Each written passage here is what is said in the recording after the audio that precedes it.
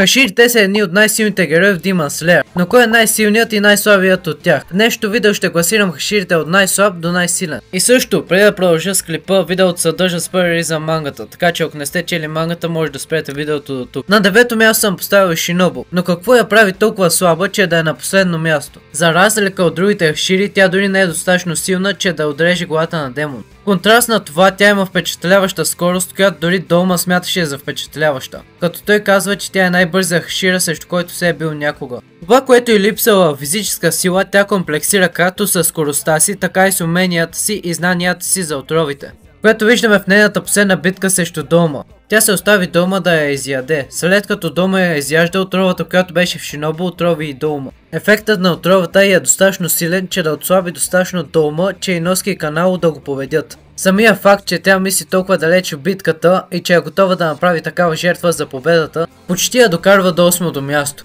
Но разликата между силата между нея и хаширата на 8 място е огромна. И на 8 място имаме Тенген, на който съм почти сигурен, че сте станали фенове след втори сезон. Поради факта, че той се затрудняваше срещу Гютаро и Даки, които са най-слабите от Upper Moon-овете. При това той не се беше сам срещу тях, а се нуждаеше от голяма помощ в тази битка. Докато други хашири като Ренгоку, който не само се биеше срещу по-силен Upper Moon, но и се справяше и по-добре. И го правеше докато се опитваше да защити почти мъртвия Танжиро.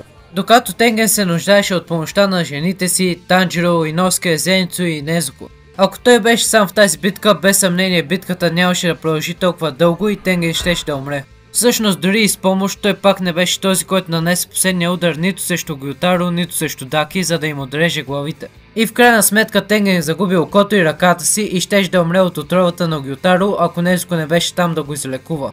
В края на мангата виждаме каква огромна разлика има в силата на другите хашири спрямо Тенген. И на 7-то място имаме Мицури. Мицури е родена по-силно от останалите хора, което изгражда голяма роля в обучението и за убийство на демони. Чрез това обучение тя придоби достатъчно сила, за да се бие срещу демони като Хантенго. По време на тази битка тя отключи своя Demon Slayer Mark, който увеличи силата й. След битката с Хантенго тя нямаше почти никакви наранявания, за разлика от другите хашири след битките им с Upper Moon-овете. По време на битката между хаширите и Музан можем да видим, че Мицури е една от най-слабите хашири. Като въпреки, че преди тази битка тя почти не се беше била, за разлика от другите хашири, които се биеха срещу демони като Аказа, Долма и Кокушибо. И въпреки, че тя беше в пълна тази сила, тя беше първият хашира, който умря по време на тази битка. И на 6-то място имаме Ренгоку Кьоджиро. Когато Ренгоку се биеше срещу Аказа, той се справяше доста добре, дори и без Curse Mark. Също реакцията на останалите хашири, като разбраха, че Ренгоку е мъртъв и че това, че те са толкова шокирани, не показва за колко силен са смятали Ренгоку. По време на битката му срещу Аказа, той се опитваше да защити почти мъртвия Танжиро. Ако Ренгоку не се тревожеше за Танжиро, той щеше да се справи много по-добре в битката. Дори след като Аказа превръща Ренгоку в донат, Ренгоку все още продължаваше да се бие и да задържа Аказа. Да направиш това и при това без Curse Mark е огромно доказателство за неговата сила. И на 5-то място съм поставил Мючиро. Въпреки, че Мючиро е много млад, той е изключително силен, което не е очудващо, като се сметне факта, че той е наследник на рода на Юричи и Кокушибо. Докато Тенген едва му успя да победи Гютаро Upper Moon 6, Мючиро просто уби сам без никакви усилия Гьоку Upper Moon 5, след като отключи Curse Mark си. Дори когато той се биеше срещу Кокушибо, Мючиро успя да намушка Кокушибо. Фактът това да е толкова впечатляващо е, че той беше първия хашира, чието меч стана червен. А когато острието стане червено, то става много по-ефективно срещу демоните. Въпреки, че Мючиро умря в тази битка, нараняванията, които Мючиро причини върху Кокушибо, бяха изключително важни, за да може да го победят. Още по-впечатляващото е, че той тогава дори не беше в най-силната си възможна форма, защото беше само на 14 години. И на 4-то място съм поставил Обанай. Дата книгите пише, че Обанай е физически по-слаб даже от Шинобу. Но защо Обанай е на 4-то място, докато Шинобу е на 9-то? Уменията на Обанай по време на битката му срещу Музан можеха да се сравняват с тези на Гюмей и Санеми. И той го правеше това дори преди да събуди Curse Mark си. А силата, която получава Обанай, когато отключи Curse Mark си, е огромна. И фактът, че той има червеното остре и това, че е издържал толкова дълго по време на битката му срещу Музан, са едни от главните причини той да е толкова нагоре в списъка. На 3-то място съм поставил Томиока. По време на битката му срещу Аказа, той показа изключителни бойни умения, но дори когато отключи Curse Mark си и получи огромен тласък в силата, той успяваше само да избягва атаките на Аказа. Но въпреки това, Аказа продължаваше да го наранява много тежко и щеше да продължи да е така, ако не беше Танжиро там, който не само надмина Томиока в тази битка, но дори успя да отреже главата на Аказа. Може да се спори, но според мен ако Танжиро не беше там, Томиока щеше да умре точно като Ренгоку. Уменията на Томиока са ни потвърдени още повече по време на битката му срещу Музан, като той беше Хаширата, който издържа най-дълго да се бие срещу него, което е огромно постижение. Хаширата на второ място е Санеми, като Санеми е похвален от Кокушибо, че е изключителен боец, което е огромна похвала. Като по време на битката между Гюмей, Санеми и Кокушибо, Гюмей и Санеми се справяха доста добре срещу Кокушибо, което изобщо не е малко постижение. Една от най-опасните способности на Санеми е издържливостта му. Санеми оцеля дори след атаки, които биха убили Хашири като Шинобу, Тенген и Ренгоку. Също по време на битката им срещу Музан, той беше един от тримата Хашири, които издържаха най-дълго по време на битката. И също той и Томиока бяха единствените Хашири, които оцеляха след битката срещу Музан. Първото място и най-силен Хашира е Гюмей. Не само, че Иноsuke успя да усети силата му още от пръв поглед, но и Кокушибо също му каза, че е удивителен боец, което казано от някой силен колкото Кокушибо е огромно нещо. И той беше Хаширата, който беше главната причина да победят Кокушибо. И Гюмей се справяше толкова добре в битките, докато е сляп. Също цитирам думите на Кокушибо: не съм се бил с толкова силен Хашира от над 300 години. Местата, на които съм сложил Хаширите, са изцяло мое мнение. Ако вие сте на друго мнение, може да ми напишете вашето мнение в коментарите. Сега може да погледнете това видео, в което разказвам предисторията на Хаширите, и да харесате и да се абонирате, ако клипът ви е харесал. Инстаграма, тиктока и дискорд сервера в описанието, и чао!